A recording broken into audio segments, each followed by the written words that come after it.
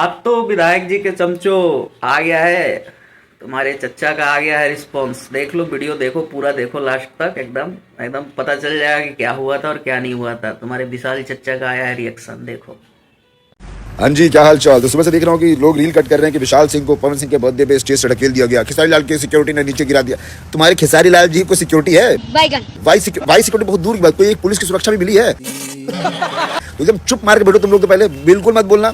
और रही बात अपने लोगों की, जो अपने लोग सपोर्टर्स हैं, फैंस भैया के, वो लोग बोल रहे हैं गलत हुआ भैया, इतना लोड मत लीजिए, इतना तूल मत दीजिए बात को। वो भैया के लिए है, वो सिक्योरिटी। आप लोगों को खुश होना चाहिए कि भैया की सुरक्षा इतनी अच्छी है कि लोगों को आसपास नहीं आने देते हैं। वो मुझे नहीं पहचान रहे थे क्योंकि कल ही अपॉइंट हुए थे, बाकी सारे पहचानते हैं। और मेरा भी जो रिएक्शन आ गया वो नहीं आना चाहिए था, क्योंकि अभी क्या ना, अपना अपन सम्मान क्या नहीं देखते हैं किसी को भी, चाहे वो सामने कोई भी रहे, कोई भी।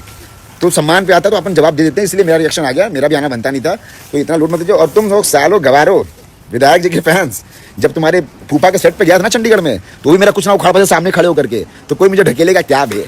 जाओ ये काम करो, चुप मार के बैठो। तो देख लिए, अब चुप मार के तुम लोग सही में बैठ जाओ, ठीक है ना? नहीं तो मारेंगे इधर से और इधर से मारेंगे और रोने भी नहीं देंगे, ठीक है? जय भोजपुरी।